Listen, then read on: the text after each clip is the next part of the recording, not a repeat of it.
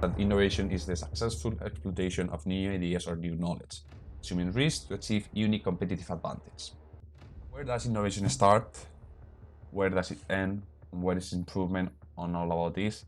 And at the end of the day, what's the risk do we take on this movement? Innovation and improvement share both a really fine line where new models, new techniques, new things could easily go one way or the other. Your mission, your goal, or whatever journey you decided to embark on, you always need to innovate and you always need to improve what has been done before. On today. So we talk about NVIDIA software, we talk about piracy, we gave our opinions and thought about it, and the next one is on innovation, improvement, risk, being successful.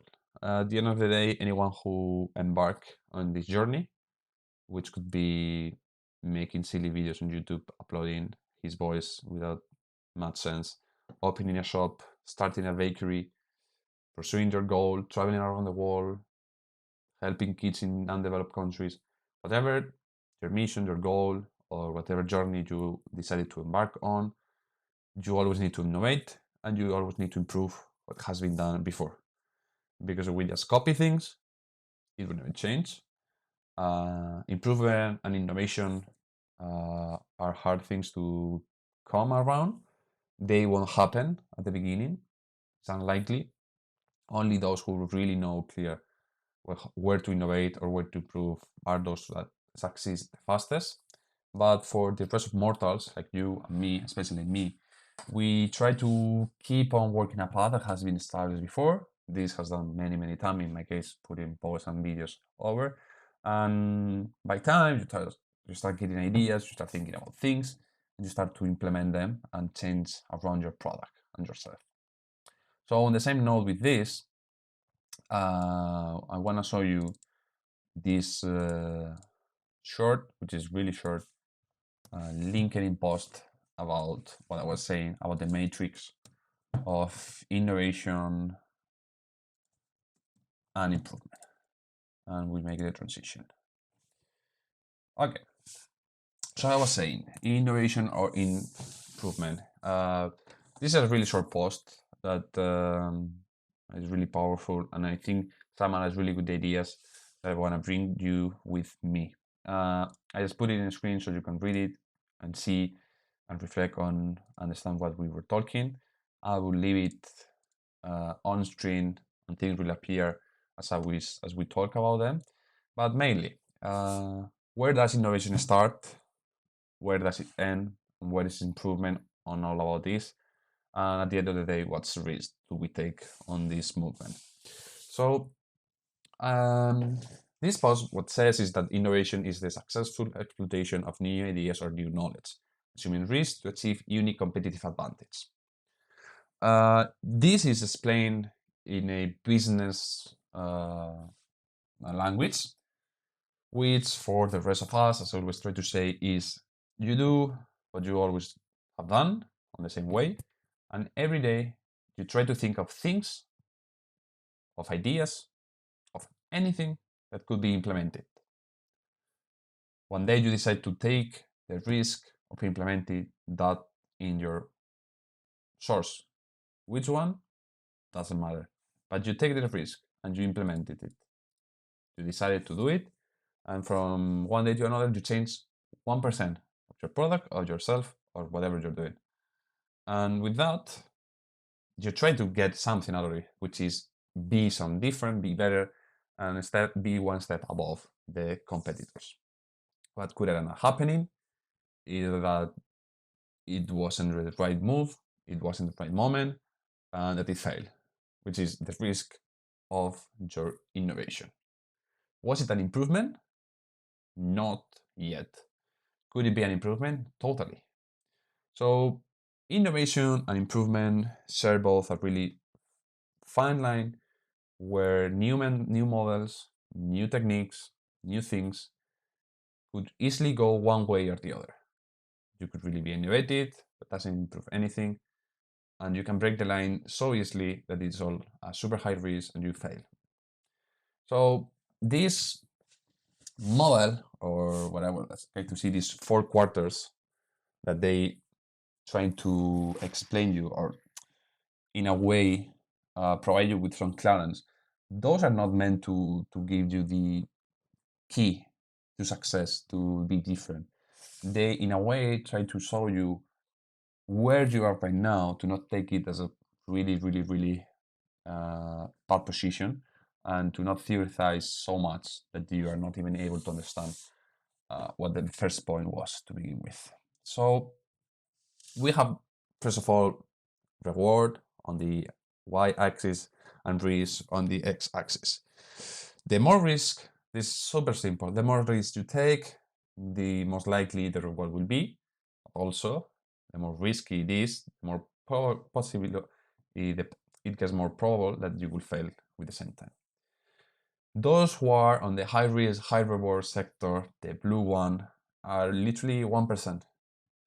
Um, that usually never happens, because on an area of information and technology that everyone's not everything, being the first one, taking the risk and succeeding is super low probability. Companies that start and get to the 5-year lifetime is like around 1%, 2%, 3%. I don't have the data clear in my mind right now, but you get the idea. There are much more failures along a path than successes by themselves. So that's the blue one. And yeah, everyone says Sony, Tesla, Apple. Well, Apple is not blue, but Google. Those companies who decided to take the risk, like Amazon did in the day, selling books, and they just did it. But what about those who take high risk but didn't gain anything? Well, those are special cases, because no one actually want to get no reward out of what they're doing, unless you're an anthropologist and you devote your life to improve human life or someone or a topic,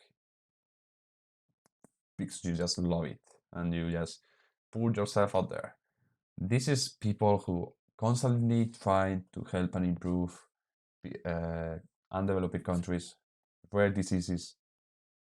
Science in general is that kind of field where your empathy and your heart need to be so big that you're not looking at reward, you're looking satisfaction of helping others.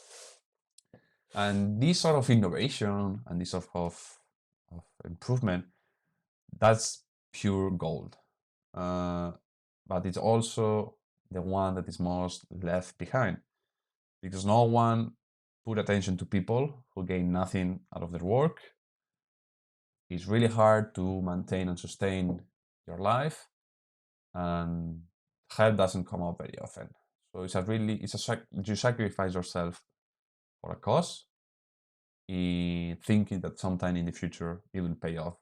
Maybe not your generation, we're talking about generations, like maybe not yours, maybe the second or third generation will see 1% of the improvement and advancements of what you started. So those models are super theoretical, you stay a lot of time in lab, but honestly, those are they are nowhere to express what those warriors do every day. Then we have the low risk, high reward kind of zone. Well, those are, I would say, there's no lack, but those are the opportunities that only those who pay close attention get them. Um, and that they knew how to adapt. So the examples that they give here is WhatsApp, it's Facebook, it's McDonald's, it's Airbnb. All those companies started because they saw an opportunity on the market, but they gain their position and their prestige, and nowadays the money, not from where they started working on, but what they follow next. The best example is McDonald's. McDonald's started as a fast food chain. Min Dwan, the CEO, knew that fast food wasn't the way to improve the business. By business to the benefits. He suddenly realized why no one else did prior to him, real estate. if you are actually able to sell many, many burgers in the most concours places in the world, in the most luxurious streets, the most iconic places, all of a sudden you move out from being a fast food company to owning prestigious places and spots on the most concourse cities, and you have the power of your properties. And that's what he did. He changed his business model from selling fast food to selling fast food that sustain real estate. WhatsApp did the same thing, stayed and then joined Facebook. Facebook added and now jumping into the like metaverse and NFTs. It could work or not, but all these companies start at one key activity and then move it and extend it and improve it to an extent. And then we have the 99% of people, which is where you and I are in the red zone. You put low risk and then you got zero reward out of it, which is you wake up at 8 a.m. in the morning, you work 8 hours a day, you get home, and you repeat that for 60 years of your life until you can actually jubilate and spend the last 20 on the money you save. This is the zero sum game. What you're providing gets pretty rooted in the same way. There is not much effort, neither that's high of a reward. It's playing the safe game. It's playing safe in life. It's applying for a job that on the state that is permanent. It's passing an exam for a position that you will never lose. That's the area where many, many people feel to be at. Because risk is the mm, worst feeling of all. Like feeling of getting hired, fired, the feeling of losing your job, not getting a new one, not getting paid. Those are bad feelings. Many people don't want to cope up with that, or they have already enough with what they tried. So this framework just allow us to be where we are. And I already told you where most of us are, which is the red zone. Lower percentage in the white zone, those who are from science, congratulations. And for the 1% of the world who live in the higher economic reward and who actually took the opportunity and push hard enough to get out of work, stretching the limit to the extent, those are the guys that we need to learn from. Because we don't need to actually push that hard in every aspect of our life or go to the limit and beyond, like Paul Lightyear said. But we can do it on one aspect in our life, improve that to the maximum, and get something out of it. That's what I'm trying to do right now. I'm trying to stretch my time and my work capacity to maximum, combining work, masters, and this until I can no more to see if I somehow I manage to make it work and have different business model, business lines going on my life where I could choose and take the best decision that I possibly can. Because I knew that if I play safe, I wouldn't even left my town to begin with. I wouldn't have left it for a second time. And most likely, if I wouldn't play safe, I would never consider leaving this city ever. But I'm already considering it now. So the risk is high. Sometimes it's worth taking it. Depends on the situation. But just put some common sense in your life. Try to analyze what's your quadrant, which one of the four one you're sitting right now, and do a simple reflection. If you're happy, if you feel like life is going well for you, and that's where you want to be, forget this and move on. If somehow you still feel like something's missing, make some research and push those limits. And every time you have a new idea, write it down. And if you are one of those people who said, I have no ideas, I don't have that much in imagination, just try to count backwards from 5 to 1 anytime you're on autopilot mode, and your brain will start moving. 5, 4, 3, 2, 1. It's super high effort for your brain doing things in reverse, changing habits, and all of a sudden, a simple habit change of habit just literally open new possibilities that you would never even consider before.